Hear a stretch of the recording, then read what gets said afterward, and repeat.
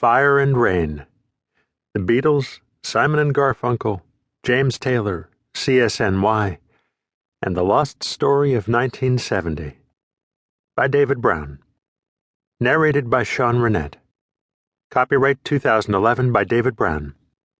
This unabridged audiobook is published by arrangement with Da Capo Press, a member of the Perseus Books Group, and was produced in the year 2011 by Tantor Media Incorporated, which holds the copyright thereto. Introduction. This book has its roots in that most devastating of traditions, classroom humiliation.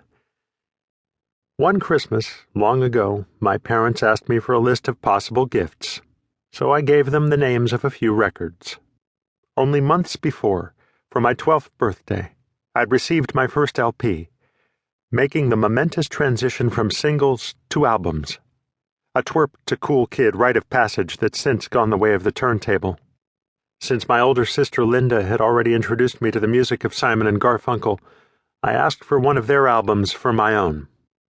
Our first day back after winter break, my classmates and I at our elementary school in Hazlitt, New Jersey, filled each other in on our presents. When my turn arrived, I proudly announced I'd been gifted with an album. "What one?" they asked. "Simon and Garfunkel's Sounds of Silence," I replied. Their aghast looks, the way they pulled back from me, as if I'd admitted I couldn't wait to get home to start homework every day, was the first sign something had changed. Then one of them said, in a tone equally puzzled and contemptuous, "Why do you want that old music?" All my surrounding classmates then turned, en masse, away from me. Yes, the album was 6 years old, an eternity for a teenager. But from my friends' reactions, you'd have thought I'd been given a collection of Stephen Foster parlor songs from the middle of the previous century. Hadn't the 60s just ended? I had to admit those years already felt farther away than they were. Repeatedly, those of us who came of age in the 70s were reminded we'd missed out on the most astounding era in history, a flowering of culture, society, and mankind like none before, and with girls in miniskirts to boot. Compared to that, our era was an even darker, dark ages.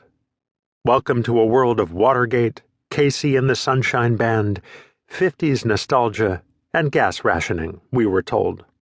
Personally, I loved hearing early disco songs on the radio and happily watched Fonzie say, "Hey!" Yet I still wondered, what happened? And how did it happen? When did the hopeful sensibility of one era give way to the dimmer one of another? The question has tugged at me ever since. If friends my age are drawn to the 70s, it's generally the second half, the momentous years of punk, Studio 54 disco, the original cast of Saturday Night Live, the films of Lucas and Spielberg. But the messy, conflicting signals of the first half of the decade have always haunted me. Utopian music like prog rock alongside post-utopian movies like Deliverance, men pushed too far action films like Billy Jack and Walking Tall, next to an anti-establishment, pacifist central TV series like MASH.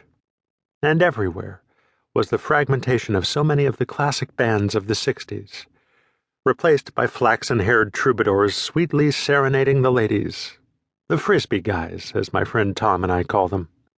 After Sounds of Silence, some of the first LPs I ever owned were all the other Simon and Garfunkel albums.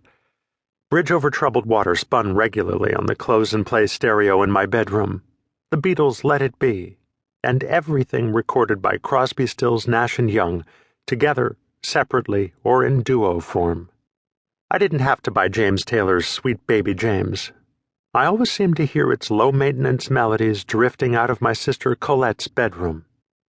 Many years later, during a brainstorming session for my next book, my wife suggested I write about the music I loved in my childhood. Meaning not just Simon and Garfunkel, but Crosby, Stills, Nash Young, the Beatles, James Taylor, and so on. As she rightly pointed out, I was still giving cursory listens to those musicians' new releases, attending their reunion concerts, even interviewing them for one outlet or another. When we wondered aloud whether they had anything in common, one thing came to